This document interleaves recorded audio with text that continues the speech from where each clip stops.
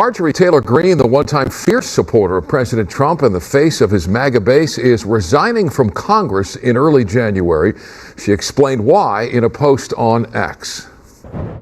I have too much self-respect and dignity. I love my family way too much, and I do not want my sweet district to have to endure a hurtful and hateful primary against me by the president that we all fought for, only to fight and win my election while Republicans will likely lose the midterms, and in turn be expected to defend the president against impeachment after he hatefully dumped tens of millions of dollars against me and tried to destroy me.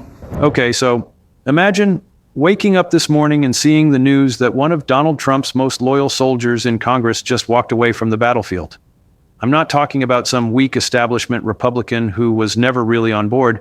I'm talking about Marjorie Taylor Greene, the firebrand, the fighter, the person who stood by Trump through absolutely everything, and she just resigned from Congress. Let that sink in for a second. The woman who made a career out of defending Trump, who went toe-to-toe with the mainstream media, who called out the establishment at every turn, just threw in the towel and walked away. And the timing, oh man, the timing couldn't be worse for Trump and his allies. We're talking about a moment when the Republican Party is already fracturing like a mirror hit with a sledgehammer, when impeachment proceedings are ramping up, when legal walls are closing in from every direction. Greene's resignation isn't just a personal decision, it's a massive political earthquake that's sending shockwaves through Washington and leaving Trump's inner circle absolutely stunned. The MAGA movement just lost one of its loudest voices on Capitol Hill, and the fallout from this is going to be absolutely brutal. We're watching in real time as the coalition that Trump built starts to crumble, as loyalists jump ship, as the Republican Party tears itself apart from the inside. This isn't some minor setback, folks. This is a full-blown crisis that threatens everything Trump has been working toward. So stick with me, because what I'm about to break down is the beginning of what could be the total collapse of Trump's congressional firewall and the unraveling of his entire political strategy. But before we go any further, real quick, let's be honest, you can't really trust mainstream media anymore. That's why we built Pump Politics, to bring you real stories, real context, and no corporate spin. If you want to stay ahead of the headlines, join our free newsletter. We'll send the news straight to your inbox every day. Just click the link in the description to join. And if you just want to support what we're doing, join us. Be part of the community that actually cares about the truth. All right, let's get back to the video. Of dollars against me and tried to destroy me. It's all so absurd and completely unserious. I refuse to be a battered wife, hoping it all goes away and gets better. The hard-right Republicans' announcement in a 10-minute video came just days after President Trump labeled her as a traitor for insisting the Department of Justice release all files related to the Jeffrey Epstein case. She has also clashed with the president on foreign policy and extending subsidies on Obamacare. The President Trump called Greene's plans, quote, great news for the country. Now let's talk about why this matters so much right now, because timing in politics is absolutely everything. Greene didn't resign during some quiet period when nobody was paying attention.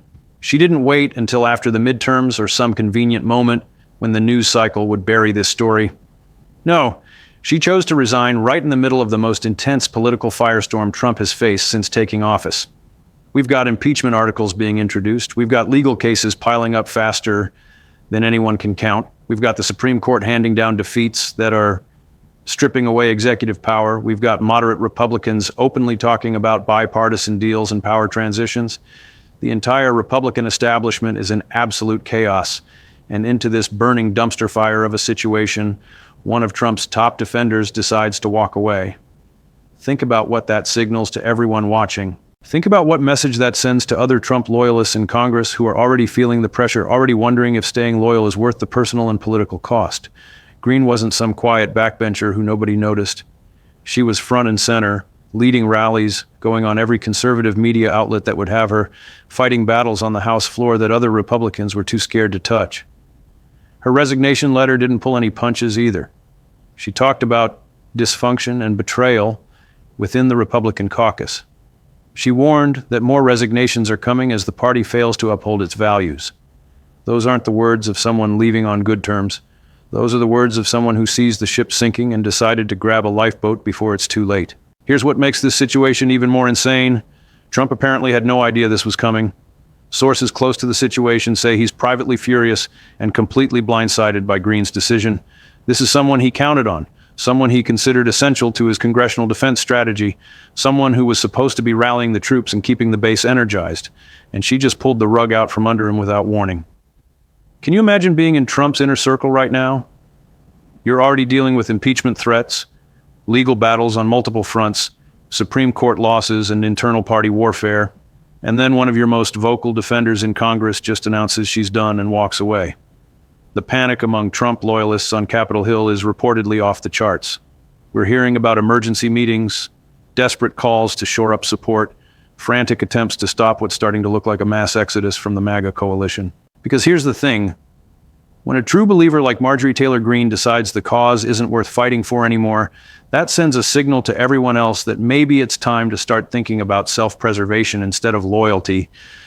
And in politics, once that dam breaks, once people start jumping ship, it becomes a stampede real fast. Nobody wants to be the last person standing when the music stops, right? So we're potentially looking at the beginning of a cascading collapse where more and more Republicans decide that defending Trump just isn't worth the political capital anymore. Let's dig into exactly what's happening inside the Republican Party right now, because this isn't just about one resignation. This is about a complete structural breakdown of Trump's support system in Congress. For years, Trump has relied on a core group of hardline loyalists to defend him no matter what accusations came flying, no matter what investigations got launched, no matter what legal troubles piled up. These weren't establishment Republicans who gave him lukewarm support when it was politically convenient. These were true believers, people like Marjorie Taylor Greene, Matt Gaetz, Jim Jordan, and others who built their entire political brands around defending Trump and attacking his enemies. They were the firewall, the front line, the people who went on Fox News and Newsmax to rally the base and push back against every criticism. But here's what's changed. The political calculus has shifted dramatically, and even the most loyal soldiers are starting to wonder if this is a fight they can actually win. Greene's resignation letter is absolutely critical to understanding what's happening behind the scenes. She didn't just say thanks for the opportunity and good luck with everything. She specifically called out the dysfunction and betrayal within the Republican caucus. She pointed to a party that's failing to uphold its values. Those are fighting words, and they suggest that Greene didn't leave because she got tired or wanted to spend more time with family. She left because she fundamentally believes the Republican Party has become something she can no longer be part of. And if that's how one of Trump's most devoted allies feels, imagine what's going through the minds of Republicans who were never fully on board with the MAGA movement in the first place. The timing of Greene's resignation coincides with an absolutely brutal period for Trump on multiple fronts, and this is where things get really complicated. We've got a Democrat who introduced 7 articles of impeachment against Trump back in April, and those proceedings are now accelerating toward critical votes and hearings. We've got the Supreme Court handing down what's being called Trump's biggest legal defeat, decisions that are stripping away executive power and leaving him exposed to prosecution and oversight he thought he could avoid. We've got Trump's lawyers reportedly collapsing in court as judges demand full disclosure on everything from financial records to communications about January 6th. The legal walls are closing in from every direction, and even Trump's most creative legal strategies are getting shut down by courts that aren't buying what his attorneys are selling. Now, add to all of this the internal Republican chaos. So you've got moderate Republicans who are absolutely terrified about their political futures if they stay hitched to Trump's wagon. You've got establishment figures who never liked Trump in the first place, seeing an opportunity to take back control of the party. You've got younger Republicans who are thinking about their careers 20 years from now and wondering if being known as a Trump defender is going to be a political anchor around their necks forever. And you've got the hardline MAGA base getting increasingly frustrated that their chosen representatives aren't fighting hard enough or winning enough battles. It's a complete mess, and Greene's resignation is both a symptom of this chaos and a catalyst that's going to make everything worse. Here's what Hill sources are confirming behind closed doors. There's absolute panic among Trump loyalists about what comes next. We're talking about major realignment efforts underway as the party loses what insiders are calling key voices and core foot soldiers. Greene wasn't just another member of Congress, she was a symbol, a rallying point, someone who energized the base and kept them engaged.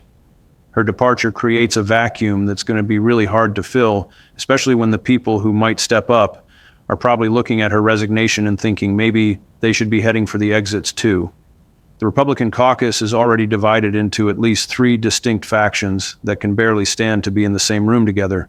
You've got the Trump diehards who want to fight every battle no matter the cost. You've got the moderates who are desperately trying to distance themselves from anything controversial so they can survive their next elections. And you've got the establishment types who want to return to some mythical version of the Republican Party that existed before Trump came down that escalator in 2015. These groups have fundamentally different visions for what the party should be, and Greene's resignation just made it that much harder to hold this coalition together. When one of the most prominent voices in one faction decides the whole enterprise isn't worth it anymore, that's going to embolden the other factions to push even harder for their vision. We're potentially looking at a party that's about to tear itself completely apart. Let's talk about what this means for Trump's congressional defense strategy, because this is where things get really critical. Trump's entire approach to dealing with legal and political threats has always relied on having enough loyalists in Congress to either block investigations, muddy the waters with counter-narratives, or at minimum provide political cover through friendly media appearances. When you lose someone like Marjorie Taylor Greene, who was willing to say absolutely anything in Trump's defense, who would go on every show and fight every battle no matter how unpopular, you lose a crucial weapon in your political arsenal. The impeachment proceedings that are ramping up right now require Trump to have as many defenders as possible, making the case that this is all just political persecution, that Democrats are weaponizing the system, that none of the allegations have merit. But when your own allies start walking away, when people who were supposed to be your most loyal soldiers decide they're done fighting, that narrative becomes a whole lot harder to sell. You can't claim this is just partisan warfare when members of your own party are bailing out. You can't say everything is fine and you're winning when your congressional firewall is crumbling in real time. Trump's lawyers are already struggling in court, already facing judges who aren't buying their arguments, already dealing with one legal setback after another. The last thing Trump needed was to lose political support in Congress at the exact same time his legal strategy is falling apart. But that's exactly what's happening. And Greene's resignation might just be the first domino in a chain reaction that leaves Trump more isolated and vulnerable than he's ever been. So where does this leave us? And what happens next? Because this story is far from over, folks. In fact, we're probably just seeing the opening act of what's going to be a long and brutal political drama. Marjorie Taylor Greene's resignation is a massive symbolic loss for Trump, but the practical implications might be even worse. Every Republican in Congress who was on the fence about how loyal to remain is now watching very carefully to see what happens next. If Greene, who sacrificed her reputation, who got stripped of committee assignments, who became a national punchline in mainstream media circles, all because she defended Trump so aggressively, if she decided it wasn't worth it anymore, then what does that say to everyone else? The message being sent right now is pretty clear. Even the true believers are starting to question whether this is a fight worth fighting. And in politics, perception becomes reality really fast. Once the narrative becomes that Trump's support is collapsing, that his allies are abandoning ship, that the MAGA movement is falling apart, it becomes incredibly difficult to reverse that momentum. Politicians are like sharks. They smell blood in the water and they start circling. Republican moderates who were scared to cross Trump are going to get bolder about distancing themselves. Democrats who were worried about overreaching on impeachment are going to feel emboldened to push harder. Media narratives are going to shift from whether Trump can survive to how long until his political empire completely collapses. The broader GOP fragmentation that Greene's resignation represents is probably the most significant political story happening right now, and it's getting overshadowed by all the legal drama. But think about what's actually happening here. The Republican Party is experiencing a full-blown identity crisis and civil war all at the same time. You've got multiple factions that hate each other, that have completely different visions for the future, that can't even agree on basic strategy or messaging. The Trump loyalists think the moderates are traitors and cowards. The moderates think the Trump loyalists are destroying the party's chances of ever winning back suburban voters and building a sustainable majority. The establishment thinks both groups are idiots who don't understand how politics actually works. And now you add into this toxic mix the fact that Trump himself is facing unprecedented legal jeopardy, that impeachment is becoming a real possibility again, that the Supreme Court is stripping away the executive power he's relied on. How do you hold a party together under those circumstances? The honest answer is probably that you can't. Greene's resignation might be the clearest sign yet that the Republican Party as we know it is breaking apart, and what emerges from the wreckage is anybody's guess. Maybe the Trump faction goes off and form some kind of America First party. Maybe the moderates take back control and try to rebuild something that looks like the pre-Trump GOP. Maybe the whole thing just fractures into chaos for years until some new leader emerges who can unite the different factions. But right now, in this moment, we're watching the collapse happen in real time. The impeachment angle is crucial to understanding why Greene's departure matters so much right now. Trump's ability to survive impeachment has always depended on having enough Republicans willing to defend him no matter what evidence gets presented, no matter what accusations get made. The first impeachment failed because Senate Republicans held the line. The second impeachment got more Republican defections, but still not enough to convict. Now we're potentially looking at a third impeachment scenario, but this time the political dynamics are completely different. Trump's approval numbers among Republicans have slipped. His legal troubles are more serious and harder to dismiss as partisan witch hunts. The evidence being presented in various court cases is becoming harder to ignore. And most importantly, Republican politicians are starting to do the math on their own political futures and realizing that going down with Trump's ship might not be the smart play anymore. Greene's resignation accelerates all of these trends. It makes other Republicans feel like they have permission to step back from defending Trump. It weakens the argument that this is all just Democratic persecution when Trump's own allies are walking away. It creates political space for Republicans to vote their conscience or their political interests rather than feeling pressured to maintain absolute loyalty. The 7 articles of impeachment that got introduced back in April are moving toward critical votes, and Trump needs every Republican vote he can get to survive. Losing Greene, and potentially others who follow her example, makes those votes much harder to secure. Let's talk about what Trump's inner circle must be dealing with right now, because this has to be an absolute nightmare scenario for everyone involved. You're already managing multiple legal crises that require constant attention and resources. You're dealing with Supreme Court defeats that are undermining your entire legal strategy. You're trying to maintain enough political support to either block impeachment or at minimum make it politically costly for your enemies. And now you have to deal with the fact that one of your most reliable allies just quit in a very public and very damaging way. The private fury that sources say Trump is experiencing makes total sense. This is a betrayal in his eyes, a desertion at the moment when loyalty matters most. Trump has always valued loyalty above almost everything else, and Greene was supposed to be one of the loyalists you could count on no matter what. Her resignation doesn't just hurt politically. It probably feels like a personal betrayal that cuts deep. And here's the thing about betrayals in politics. They tend to cascade. Once one person breaks ranks, others start thinking about doing the same. Once the stigma of walking away gets broken, once someone proves you can leave and survive politically, the floodgates can open really fast. Trump's team has to be in full crisis mode right now, trying to prevent more defections, trying to shore up support among remaining allies, trying to stop what could become a complete collapse of their congressional coalition. The warning in Greene's resignation letter about more resignations to come is absolutely chilling for Trump's political prospects.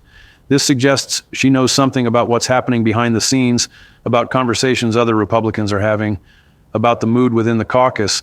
If Greene is right and we're about to see more Trump allies resign or publicly break with him, then we're looking at a political avalanche that could completely reshape the landscape. Every resignation makes the next one easier. Every defection gives cover to others who are thinking about jumping ship. Pretty soon you reach a tipping point where defending Trump becomes the minority position within the Republican Party, where staying loyal marks you as an extremist rather than a team player. We might already be at that tipping point. Greene's resignation could be the moment future historians point to as when the dam finally broke. The atmosphere of dysfunction and betrayal that Greene described in her letter isn't going to get better on its own. If anything, it's probably going to get worse as legal pressures increase, as impeachment votes approach, as the 2026 midterms start coming into view and Republicans have to make hard choices about their political futures. Trump built his political movement on loyalty and strength, on the idea that his supporters would never back down and never surrender. But loyalty is a two-way street, and when people start feeling like the leader they're defending isn't fighting for them anymore, or is becoming a political liability they can't afford, that loyalty evaporates fast. So here's the bottom line as we wrap this up. Marjorie Taylor Greene's resignation represents way more than just one member of Congress deciding to leave. This is a critical moment in the unraveling of Trump's political coalition, a sign that even the most dedicated MAGA warriors are starting to question whether this fight is winnable or even worth fighting anymore. The Republican Party is fracturing along multiple fault lines.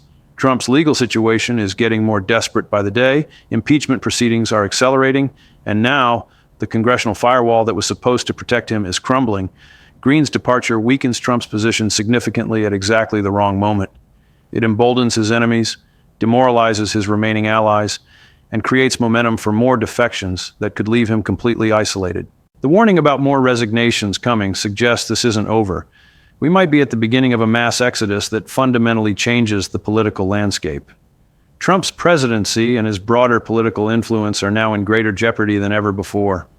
The coalition he built is coming apart, the legal walls are closing in, the political support he counted on is evaporating, and the Republican Party itself is tearing itself to pieces trying to figure out what comes next. This is a pivotal moment, folks, and the shockwaves from Greene's resignation are going to be felt for a long time. The question isn't whether this damages Trump, it obviously does. The question is whether this is the beginning of a total collapse or whether Trump can somehow rally his remaining supporters and survive this latest crisis.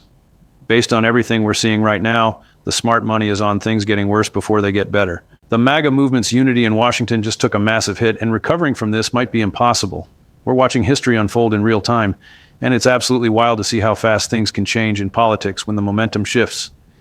Keep your eyes on what happens next, because this story is far from finished, and the fallout is only just beginning to spread through the entire political system.